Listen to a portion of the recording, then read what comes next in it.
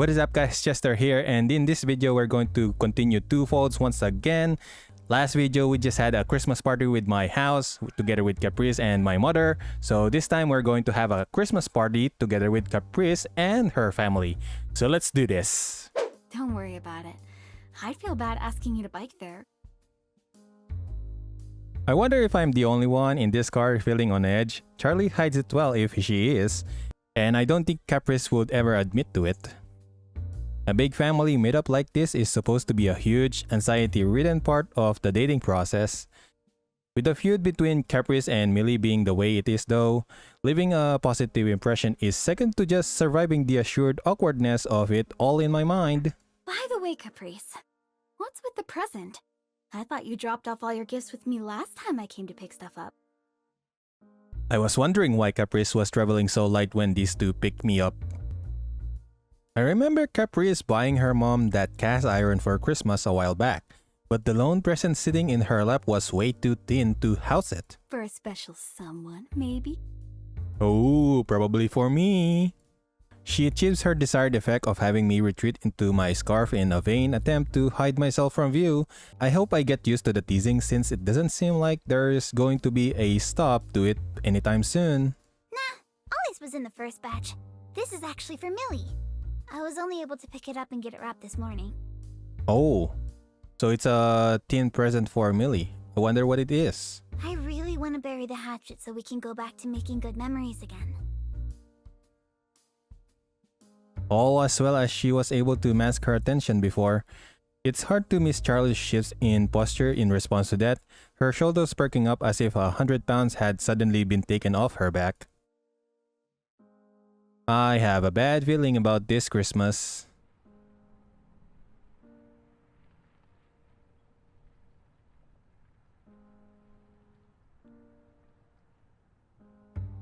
That's right, breathe in, because it's going to be trouble probably. The car door slams shut with a thud as I do quick stretch. It wasn't a terribly long ride, but going through this motion helped loosen my muscles as well as my nerves. Yep, that's typical.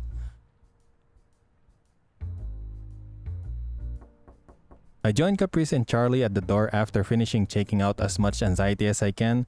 A couple quick raps on the door is enough to get a response. And there's Mike. The door slowly opens to reveal Mike. Despite our interaction going relatively well, it's still hard not to be intimidated by that face of his. That is true. Hey! Hi. Not as warm as I'd expect two lovebirds to be. I guess with Millie around, they feel the need to walk on eggshells. Regardless, Mike's eyes soon shift from Charlie to me. Hey, good to see you again. That is true. Good to see you again, Mr. Mike. Same to How's it you. going? Look at you, Ollie. Just like old friends already. Do we really look like old friends? Oh, are you going by Ollie now? Please do not start. Olive's fine. Thanks. Either way, glad you could make it. Come on in, you three. You won't get any warmer standing out there. Ooh, what a nice place they have here. The warmth of the house feels comforting and a little suffocating coming straight from the cold. Charlie and Mike retreat into the kitchen while Caprice and I place our presents down beneath the crowded tree, Caprice being a bit more gentle than I typically expect from her.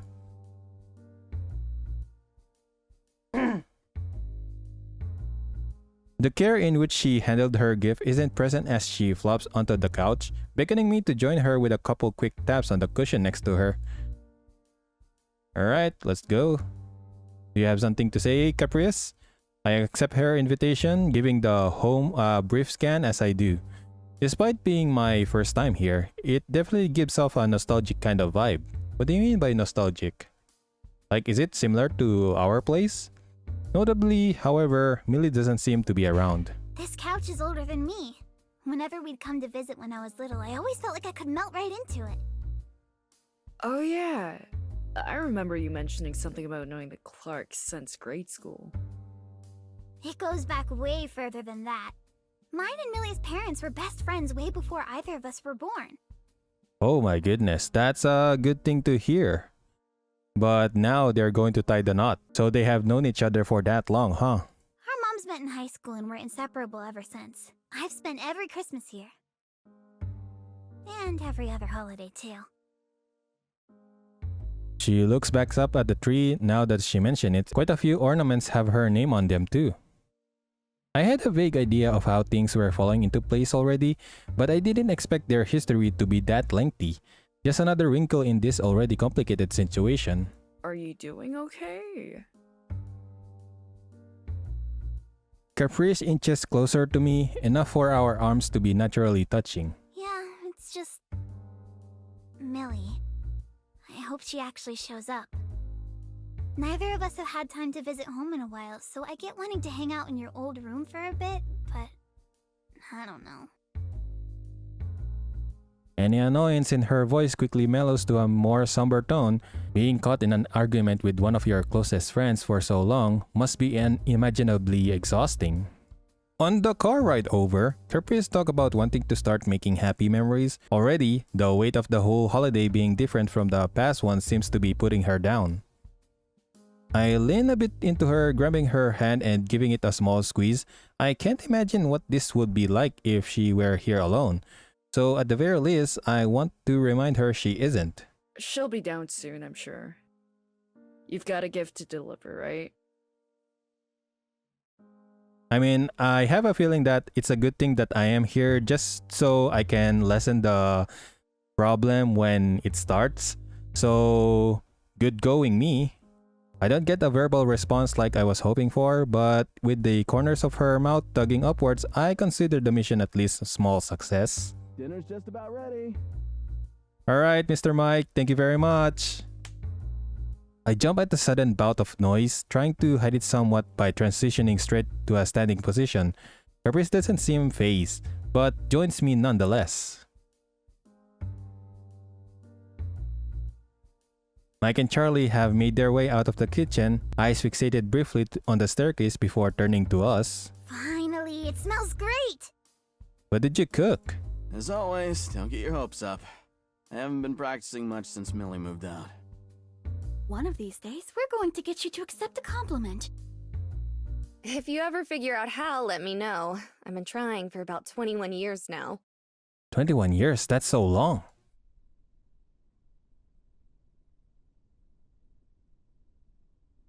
Hey Millie! I feel my heart catch in my throat as Millie makes herself known, and it's readily apparent that I am not the only one, as 4 sets of eyes look up to find the source of the voice. She sounds as warm as her smile, but when she meets us at the base of the stairs, it's more evident that her expression is at least a little forced. At least she's making an effort. It's good to see you, Olive. Keeping Caprice out of trouble? Probably, yeah. Impossible. I mean, it's not nearly impossible, just a little bit, of course. Wrong answer. Against all odds, everyone's concerns about tonight seem to collectively disappear as the two try their hardest to ease the tension. Alright, let's make things lively. Dinner went as well as it could have. Kind words, catching up, the odd friendly ribbing here and there. There were also a lot of unsubtle pivots away from certain points of discussion as well. It's sweeping the conversation under the rug. But for the sake of holiday, it was probably for the best. The rest of the evening has been taken up by unwrapping gifts. Caprice sits on the largest pile thanks to my additional contribution. Despite what she'd say, creativity has never been my strong suit, so I ended up just buying her a cute tin and filling it up with homemade baked goods. From her, I got a pair of other team's salt and pepper shakers that hold hands when put together. Ooh, that's nice though. What's this? To my surprise, an additional gift rests for me under the tree. I unwrapped it with overflowing curiosity. Making my way past the wrapping paper, I'm met with an orange scarf. It's from both of us, though it was mostly Mike's idea. Thanks, but is it okay for me to just receive it? I mean, I don't have anything for both of you. He gives me a wide grin, and I give him a sheepish one in return. I am never going to be able to walk this back. Our individual piles start to grow as the one under the tree continues to shrink. In the end, all that remained is a thin, medium-sized rectangle from Caprice to Millie. Uh-oh. I have a bad feeling about this gift. Mike passes it up to her before resuming his place, standing at the edge of the couch next to Charlie. He absentmindedly tears away at the wrapping as Caprice starts to slowly lean in to watch. Curiosity gets the better of me and I follow her lead. Did she receive a painting? Millie's smiles drop. Uh-oh. Caprice, what is... Charlie and Mike circle around to take a peek. They both seem just as shocked as Millie. Oh, it's a portrait. Is that Millie's mom? The painting fully realizes itself. A woman with reddish blonde hair smiles toward the viewer. Her hands clasped together near her face in a peaceful expression. I immediately recognize the style, and it's not Caprice. Oh, it's probably Eileen's. Feeling my gaze shift to her, Caprice looks down towards the ground and continues. I gave Eileen a couple references and asked her to work her magic. I tried to do it myself, but I wanted it to be perfect, so I went to the best of the best. Caprice's smile softens, her ego obviously dampened by the confession.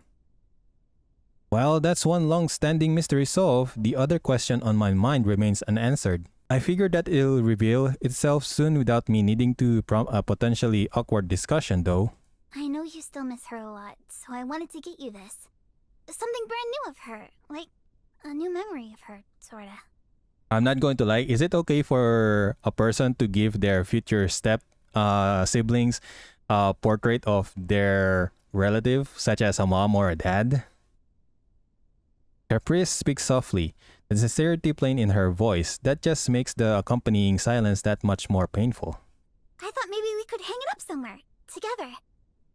I don't think this is a good gift to give her.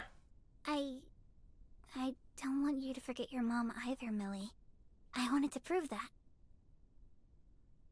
But maybe with this, we can move on too? I don't know about that.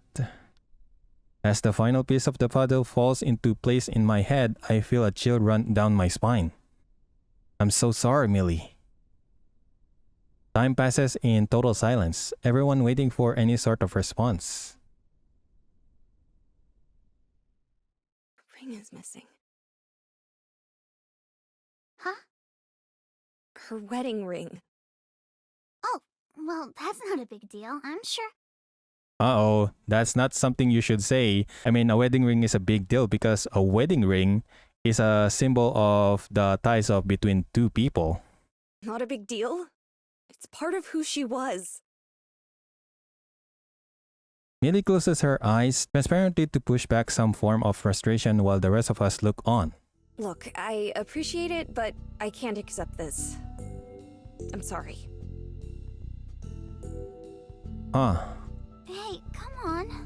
Eileen only agreed to help with this because it was for you. People care about you, you know? I mean, that's not something you should say. If you care about her, then you should really know more about her. Caprice attempts to playfully keep the mood up, but her voice doesn't match her face. Her smile is strained, and Millie avoids her gaze completely. I don't need your club to look after me. Well, one of them has to. Millie's expression warps from its previously confused, hard-to-read state into one of anger, staring daggers into Caprice. Caprice, hey.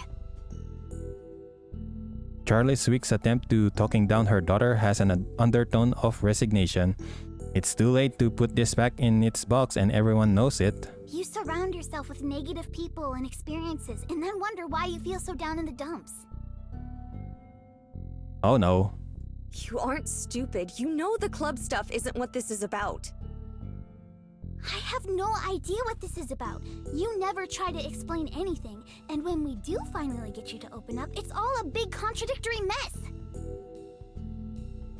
The volume continues to rise even through clenched teeth. They're both close to breaking, and I'm dreading finding out which one cracks first. Oh, I just don't want want Mom to be forgotten. Oh, I don't want this reminder of Mom because of some dumb ring.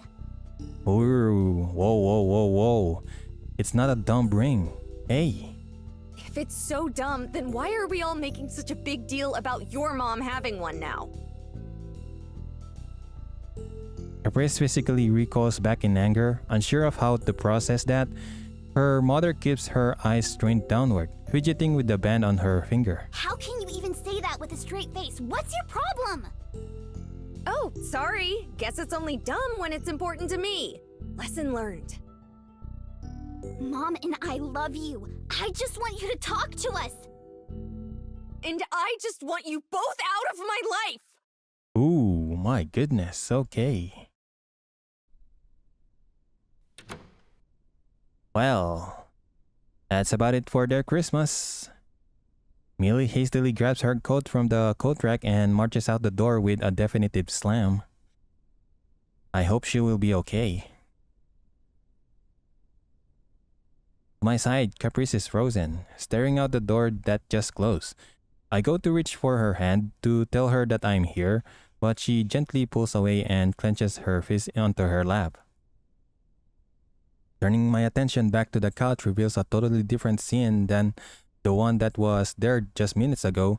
Charlie slumps forward, her face buried deep in her hands. Oh, Aid. Mike places a hand on one of her shoulders, giving it a supportive shake.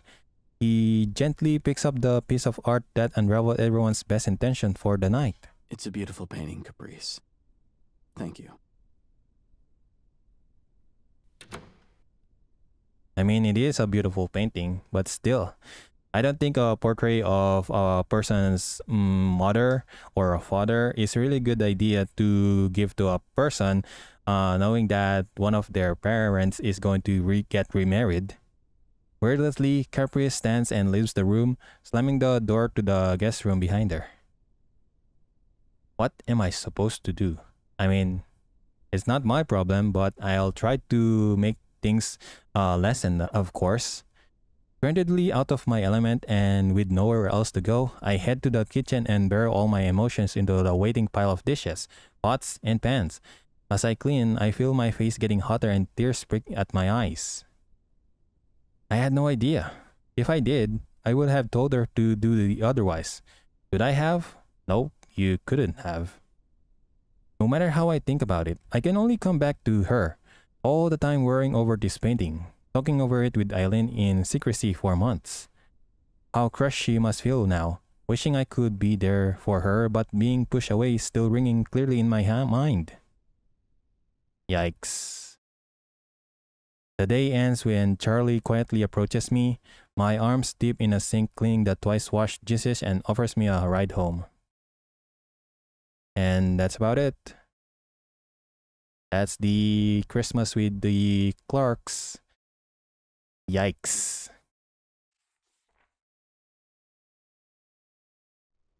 Thanks for the ride, Miss Charlie. It's eerily quiet. The only sound is the low rumble of the car. Houses we pass are beginning to alight with twinkling decoration.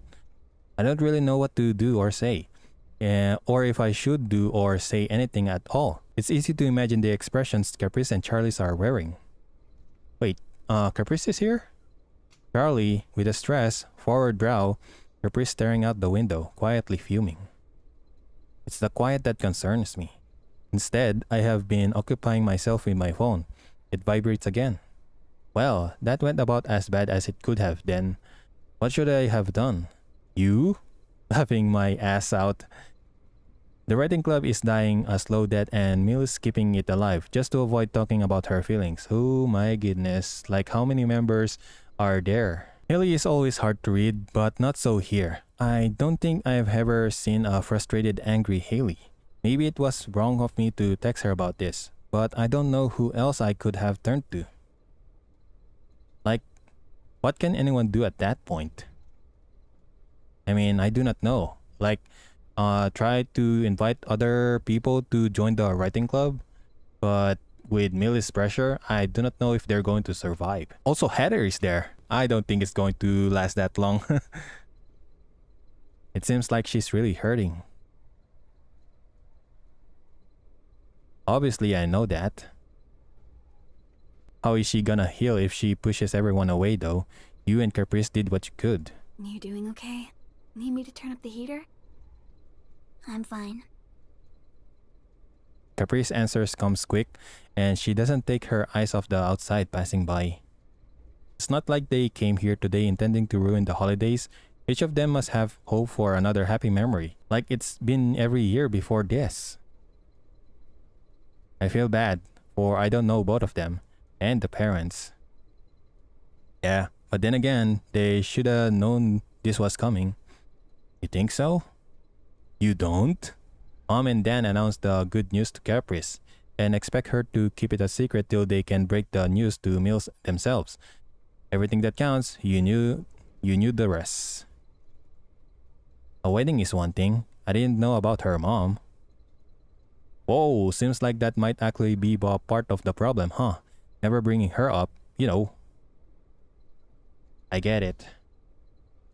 I can't imagine losing my mom, or even my dad. He's mostly out of my life, but he's still alive. If he had died instead, would I be okay with mom remarrying? That's one thing though. I'm not gonna lie, I haven't experienced that, nor heard of it, but I don't want to experience it otherwise. I want to say I'd be fine with it, but it's hard for me to know for sure. Emotions aren't really anything you can predict, even if they're yours. Caprice is probably in the same boat as me. She didn't lose a dad. Oh, she didn't lose a dad? So they divorced? She doesn't see Mike as replacing someone she lost. No wonder she's excited and Millie isn't. Really now? Just what happened to these families? Like, I want to know more, but I doubt I'm going to know. Maybe replacement is the wrong word though.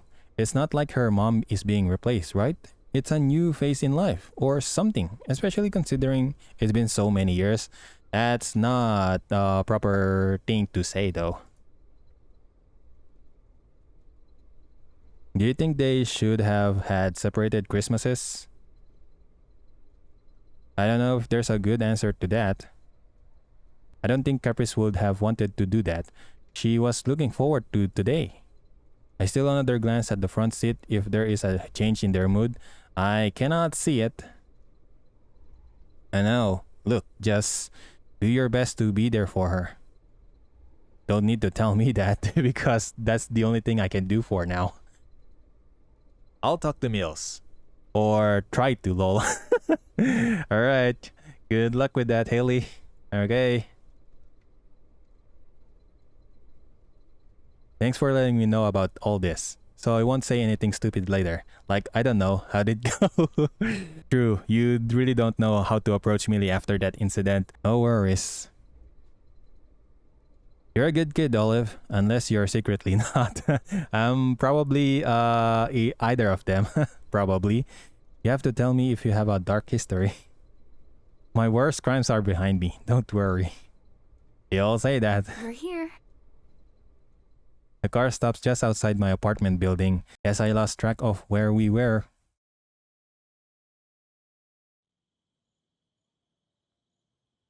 I unbuckle and exit the car. Wordlessly, Caprice and Charlie do the same.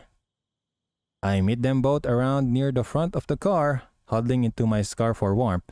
The car's heating was tepid at best, but at least it provided some protection from the ice-cold wind. Thanks for the ride. Merry Christmas. Yeah, that's the only thing I can say for now. Merry Christmas. Hey, anytime. Merry Christmas to you too. Thanks for coming. It's always nice seeing you. Yeah, it's good to be there, at least. I'm sorry it turned out so... this was supposed to be a good day. I mean, it was supposed to be, but it didn't. Well, past is past. Caprice. You really don't have to bring that up. It's okay. Caprice shakes her head. Charlie's voice falters, and she just gives a soft sigh and weak smile to me instead. It's just been a really stressful few months. For everyone. I hope you'll give us another chance next year. Don't worry about that. I could give you every year if you wanted to. I'd be happy to. Good to hear. Good night, Olive. Good night, you two. Good night, Charlie. Ah, you said it. You finally said it. I mean, it's the only thing I can do. Like, Miss Charlie really wants me to say her name without any honorifics or just Stephen or something. I turn to leave and make it a few steps up the sidewalk, but Hey, Ollie, wait a sec. she turns to her mom already halfway inside the car to leave. I think I'm gonna stay the night at Olive's, if that's okay. Of course. Call me if you need anything, okay? Always.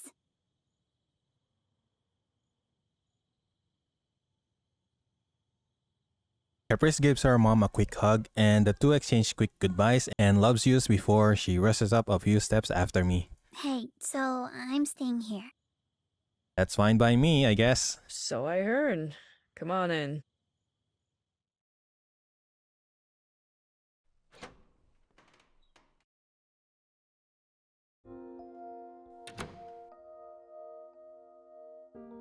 I unlock the door to my apartment and flick on the lights. Caprice is right behind me, eager to escape the cold. After discarding my winter wear and cranking the heat as high as it'll go, I join her on the couch. Are you okay, Caprice? She sits with her lap's legs pulled up into the couch, making herself as small as possible and staring out the window. She has made herself unavailable to any form of embrace I can offer, besides rubbing her back. It takes a few moments for her to acknowledge my presence. She doesn't make eye contact with me, but she scoots a little bit closer. Are you okay? She shakes her head. Is that a yes or no? No, not really. Do you want to talk about it? Another shake of the head. I really wanted to have a good Christmas together. I mean, you tried, and you experienced and learned something new from that incident, I'm sorry. at least. Don't apologize. Too late. Even at that, she gives me a tiny, apologetic smile that just makes me feel even worse. Still, it's not about me right now. Once again, I reach for Caprice's hands, but this time I kiss her fingertips and squeeze. The move is so newly intimate, I blush a little. But Caprice looks up for the first time. Success! Christmas isn't over yet, and we get to spend the rest of it together. I love you. Like, is this the answer that we can do right now? Like, it's okay to comfort your girlfriend at the time of Christmas, but you really have to think about the future though. Like, what will happen after that incident though? I'm going to go make myself a hot chocolate. Would you like one too? She smiles, a real one this time. She quizzes my hand back. I mean, I guess the only thing that you can do is comfort your girlfriend and then let time pass by, because eventually it will resolve itself. Well, if you're already making them. 2 hot chocolates coming right up.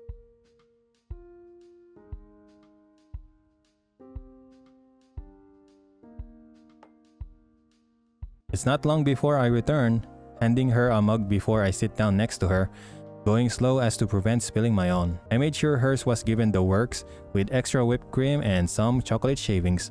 Mine's plain, but that suits me fine. Whoa. Impressed by the extra works put into hers, she gives it a small sip. Her face lights up, which is such a huge relief to me after how the night's been going so far. Was that a good whoa? It was a great whoa. Thank you. You're welcome. She repeats the act she pulled off on the Clark's couch, moving closer to me until we're touching. This time she takes a step further, resting her head on my shoulder. We sit in a relaxing silence for a bit as the already dark sky outside gets even darker. Illuminated only by the fairy lights, I lazily strung around the window and the far more festive houses in the distance.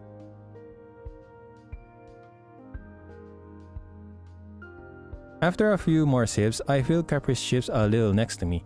She looks about ready to start crying, but instead chooses to right herself with an exhale instead, pushing everything back. Yeah. You okay? Caprice is very strong. Still no. But a bit better now. I screwed up really bad, huh? Well, not that really bad.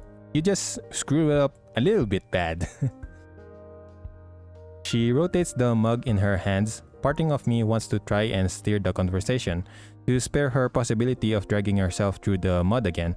But if she wants to talk now, then the best thing I can do is listen. I was working on it for so long. I was practically learning how to paint from scratch.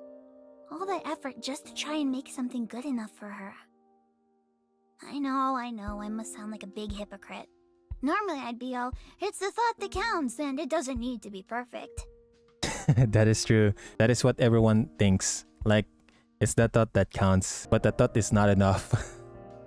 But in this case, it just did. It had to be perfect. And no matter what I did, or how hard I tried, it wasn't. I just couldn't pull it off, so I ended up asking Eileen to do it for me instead. It was such a quick turnaround, too. I felt awful about it. I mean, sometimes your idea is really good, but you really need to do some research before doing it though. She really did an amazing job. It was beautiful. I was shocked, though, if I'm being honest. Caprice laughs a little at that, taking a minute to savor the drink. She's a big softie, regardless of how much she tries to hide it. No, not that. I mean, you. I remember you telling me how much you hate asking for stuff like that. She gives a non-committal shrug. I was so desperate for it to be good, Olive. Millie deserved it, I thought. And now? I mean, you saw what she thought of it. Not just her either. Mom and Mike were so sad, I couldn't look either of them in the eyes for the rest of the night. I never heard her sound so utterly defeated before. My heart sinks lower and lower with each passing word. I tried to think of something to say, but I kept coming up empty. There's nothing about this situation that I can really comment on. All I know is that Caprice's heart was in the right place. I don't doubt that, and I don't think anyone else can. I just wish I could help reassure her of that in some way. But the facts of the situation aren't in my favor. I don't remember much about her. Hmm? Millie's mom. It's not like we were toddlers when it happened, but like, do you remember everything about your childhood growing up? If you're going to ask me about that, yeah, I still remember everything about my childhood. Lots of stuff slips through the cracks, yeah.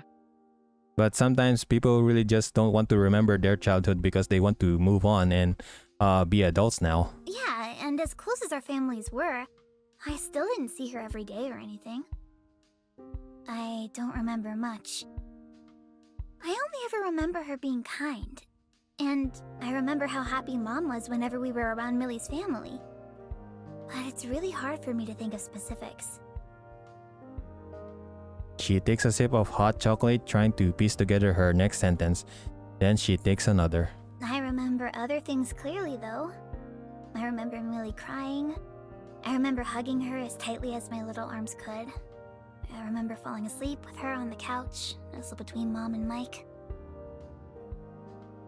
Another sip, slow and deliberate. Those were the things I was thinking of when I started on that dumb painting. I'm out of ideas, especially if she won't actually talk to me. There's a level of contentment in her resignation that breaks my heart more than if she were to simply sound sad about it. There's always a plan B, even if you haven't thought of it yet. I mean, is there a plan B? The painting was like my plan Q. Then I guess there's always a plan R. Then you still have a good amount of the alphabet left to go. Maybe. If someone like me can believe that, then surely there's some sort of spark in you that can too. True, there's always a plan. After a small sigh, she lifts her head up for a moment, only to remove her hat and rebury herself in my shoulder, wheeling back and forth a couple times to make sure she's as deep in as she can get. Thanks for listening to me whine all night. I know it's not the best way to end the holiday. I mean, it's fine. When you really want to remove the sadness out from you, you just really need someone to talk to, especially a close one. It's fine. Like I said, we're still spending time together in the end. Yeah, this is nice. I lean in, resting my head against hers. We stay like this until both of our cups are empty, and for a bit longer besides. The next day. I wonder what is going to happen the next day. Morning already started off on a bad foot. Literally with my foot cramped up and my neck sore from sleeping on the couch. Caprice was the same. As comfortable as we were drifting off, neither of us wanted to commit to sleeping in bed together or separating. Even without that, it seems like sleeping on it made things worse. Caprice has been checking her phone non-stop, staring blankly at her contacts list and refreshing her text messages. I excuse myself for a quick shower and she still slumped a bit on the couch, waiting for a text message that probably won't come. But now, rummaging around my fridge and cabinets, I realize I haven't been grocery shopping lately. I kick myself a bit for not preparing better. As good a full breakfast would be for both of us, it can't be helped. Anything you want to do today? We have the whole day to ourselves. I mean, we can go shopping and buy some groceries. Wanna go dye our hair a crazy color? Why? I don't know what answer I was expecting. Definitely not that. I think I'm good. I was thinking more like going out somewhere to eat. Ugh. You don't want to eat outside? You want me to cook for you?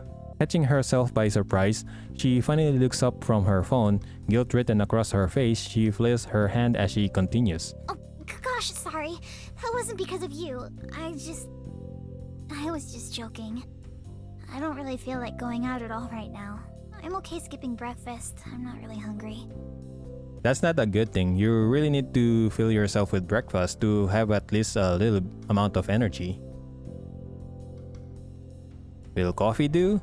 Or chocolate? Or anything? She folds back into the couch before she can go back to her phone. Without thinking, I grab a skillet pan off the stove. No, it's okay. I have enough for some omelets at least. Well, that's good to know. Do you want to help? She stares at me unconvinced. I think it's probably better if you just do it. I mean, it's better if you come with me and watch and learn. At least you know how to cook omelette. Maybe. But I do owe you a cooking lesson. Unless I should just consider that debt forgiven. Caprice takes an extra minute to think it over. I wiggle the frying pan as enticingly as I can in her direction. We both know how ridiculous I look right now, and thankfully it's enough to crack a smile on her face and make her pop up from the couch. Okay. The last one barely counted, so you owe me double. Not how that works. Triple. No, that's not how it works. Yes, ma'am.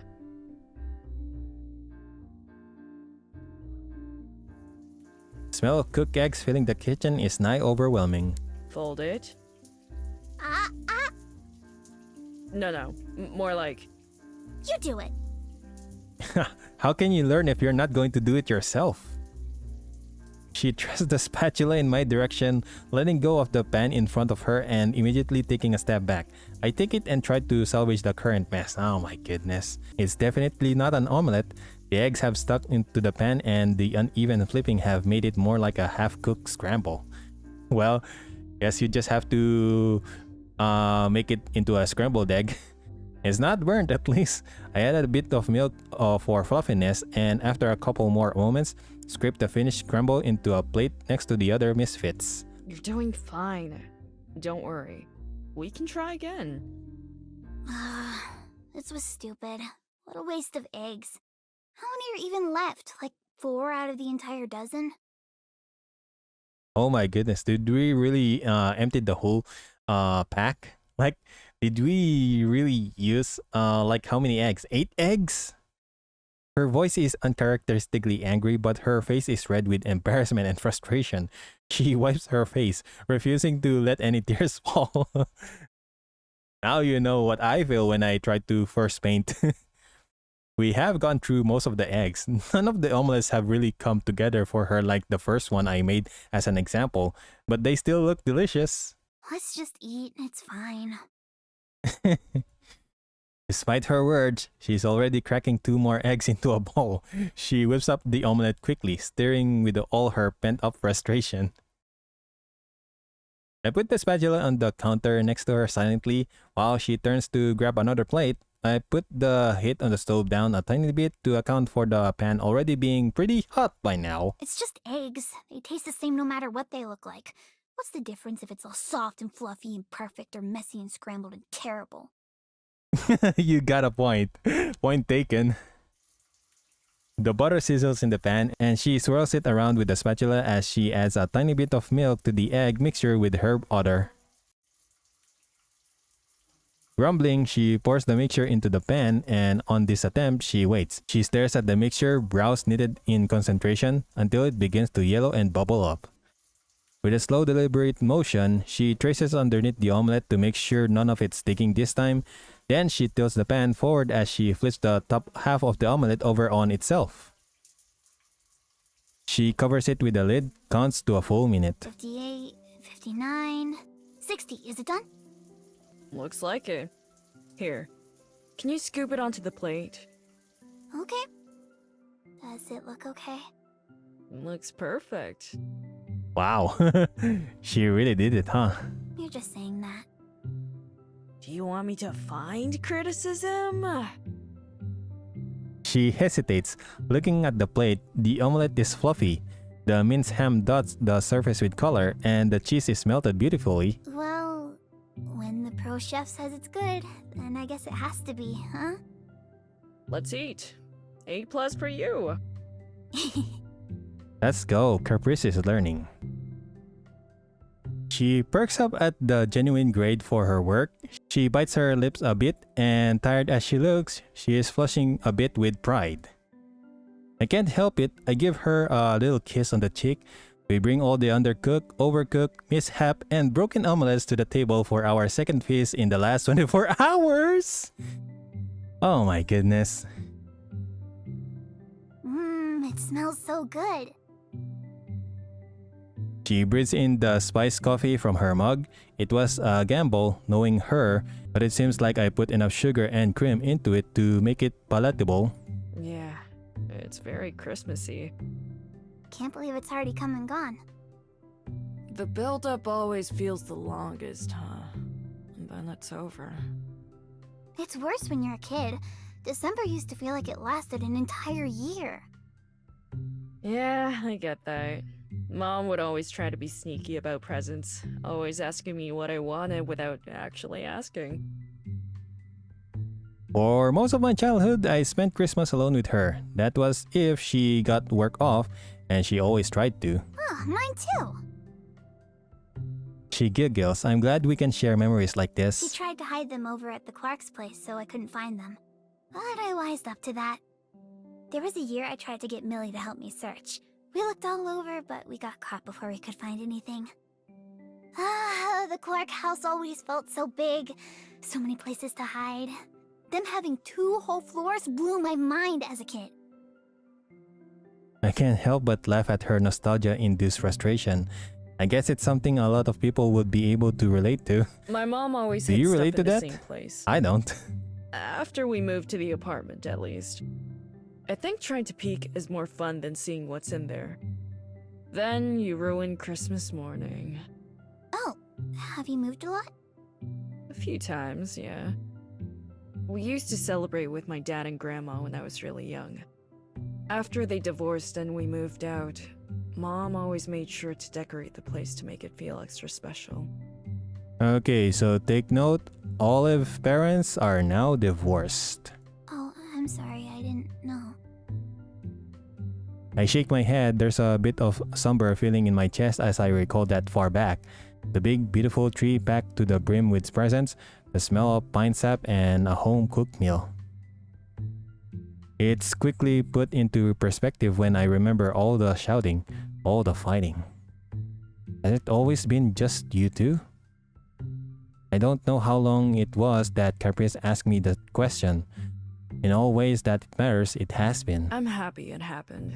My mom's a really, really great mom. I will learn more about Olive's family, but I don't know yet about Caprice though. My grandma thought they should just work it out for my sake. I can't imagine how hard it must have been. She still says she feels really selfish for it. I've always been proud of her for getting out of a bad situation to find her own happiness in life. I think, in the end, I prefer those memories of us celebrating in our cramped, one-bedroom place more than anything else. Yeah, spending time with Mom in our place around this time was always really cozy too. Like a special kind of warm. I'm going to miss that place. She'll be moving in with Mike after they get married. Last I heard, she's already started packing. I never considered that. I see. I grew up there, you know? I give her a bit of nod of understanding. I can't relate entirely, but I've never been able to forget my childhood home and all the memories there either. No, but don't get me wrong.